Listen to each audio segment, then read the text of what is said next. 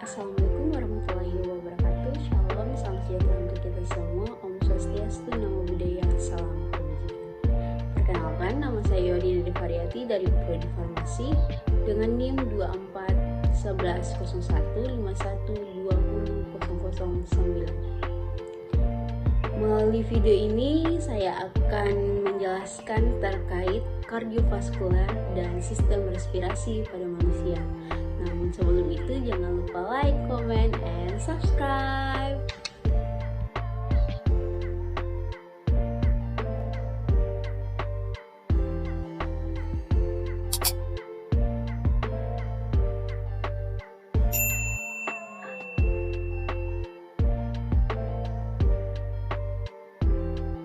Di sini saya akan menjelaskan terkait kardiovaskular dan sistem respirasi manusia. Yang pertama saya akan menjelaskan terkait kardiovaskular. Apa sih kardiovaskular ini? Kardiovaskular adalah penyakit yang disebabkan adanya gangguan pada jantung dan pembuluh darah. Adapun kardiovaskular terdiri dari 3 bagian, yaitu jantung, pembuluh darah, dan darah. Fungsi utama dari kardiovaskular atau jantung yaitu untuk mengangkut nutrisi dari darah yang mengandung banyak oksigen menuju seluruh tubuh, serta membawa darah terdeoksigenasi kembali ke dalam paru-paru. Ternyata, kardiovaskular ini juga dapat menimbulkan penyakit. Yang pertama serangan jantung, kedua aritmia, yang ketiga gagal jantung, dan yang keempat stroke. Jantung atau kardiovaskular ini memiliki anatomi yaitu jantung berbentuk seperti pir kerucut, seperti piramida terbalik, dengan apeks berada di bawah dan basis berada di atas.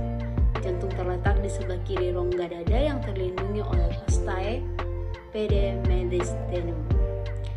Seperti yang kita lihat pada gambar, jantung ini dikelilingi oleh tulang rusuk. Adapun tulang yang dikenal sebagai tulang yang melindungi jantung yaitu sternum. Sternum ini mempunyai fungsi melindungi organ tubuh seperti jantung, paru-paru, dan pembuluh darah dada. Seperti yang kita lihat di gambar, sternum, position of seminar pelvis, base of heart, apex of heart, diaphragma, position of pelvis. Baik, di sini juga ada organ dan jaringan yang membentuk sistem.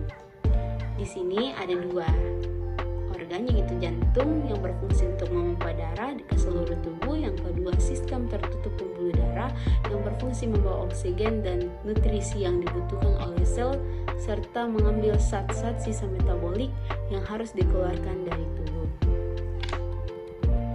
Sistem tertutup pembuluh darah ini meliputi 3, yaitu arteri, vena, dan kapiler. Arteri ini merupakan pembuluh darah yang membawa darah dari jantung. Yang kedua itu vena, pembuluh darah yang membawa darah ke jantung, kembali ke jantung. Yang ketiga kapiler, pembuluh darah atau pembuluh kecil yang bercabang dari arteri untuk mengalirkan darah ke seluruh jaringan jantung. Adapun sistem peredaran darah dalam tubuh. Yang pertama, peredaran darah sistematik. Yang kedua, peredaran darah pulmonal. Yang pertama saya akan menjelaskan peredaran darah sistemik, yaitu membawa darah dari jantung ke seluruh tubuh dan kembali lagi. Ini dapat disebut dengan peredaran darah besar yang mempunyai sirkulasi dimulai ketika darah yang mengandung oksigen dari bilik jantung menuju seluruh tubuh sampai akhir kembali ke serambi kanan. Yang kedua, peredaran darah pulmonal. Peredaran ini lebih sering disebut dengan peredaran darah kecil yang mempunyai sirkulasi dimulai dari saat darah yang mengandung karbon dioksida atau O2 dipompa dari bilik kanan jantung menuju ke paru-paru. Adapun ruang-ruangan yang terdapat dalam jantung, yang pertama atrium dextra, yang kedua atrium sinitra, yang ketiga vertikal sinitra, dan yang keempat vertikal dextra. Namun sebelum itu, di jantung ini memiliki 2 bagian, yaitu atria yaitu serambi, vertikal itu bilik. Nah, di sini atrium dextra ini terdiri dari rongga utama dan auricula di luar. Bagian dalamnya membentuk suatu rigi atau crista terminalis. Yang kedua, atrium sinitra yang terdiri dari rongga utama dan auricula. Yang ketiga, vertikal sinitra yang berhubungan dengan atrium sinitra melalui ostium atrioventricular sinitra dan dengan aorta melalui ostium aorta. Yang keempat, vertikal dextra atau bilik kanan jantung yang berfungsi untuk memompa darah kotor ke paru-paru agar karbon dioksida dapat diganti dengan oksigen serambi kanan. Oksigen melalui pernapasan darah kotor yang mengalir melalui serambi. Yang keempat, vertikal dextra atau bilik kanan jantung yang berfungsi untuk memompa darah kotor ke paru-paru agar karbon dioksida dapat diganti dengan oksigen melalui pernapasan. Darah kotor yang mengalir melalui serambi akan melewati katup tricuspid untuk bisa sampai di bilik kanan. Seperti yang kita lihat di gambar, di sebelah kanan itu ada seperti yang kita lihat dari gambar, di sebelah kanan itu ada arteri pulmonari, atrium kanan, vena cava, vena sistemik, dan vertikal kanan. Di sebelah kiri ada kapiler paru-paru tempat pertukaran gas terjadi, vena pulmonari, aorta, atrium kiri, vertikal kiri, arteri sistemik, kapiler dari semua jaringan tubuh tempat pertukaran gas terjadi. Adapun fungsi respirasi.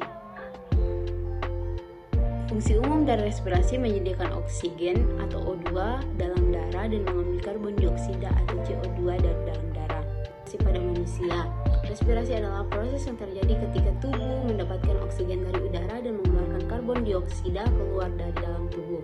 Selain pertukaran gas, respirasi juga membantu dalam menyaring, menghangatkan, serta melembabkan udara yang masuk ke dalam sistem pernapasan.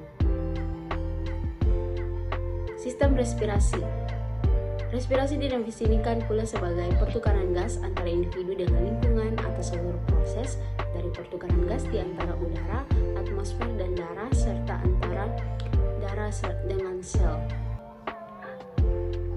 Secara umum, respirasi seluler melibatkan 3 proses. Yang pertama glikolisis, yang kedua siklus Krebs atau disebut juga siklus asam sirfat, yang ketiga rantai transport elektron.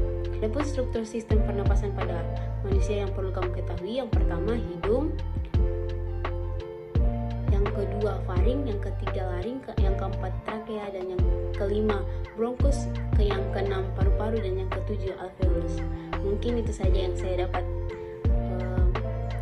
jelaskan mengenai kardiovaskuler dan sistem respirasi pada manusia. Terima kasih.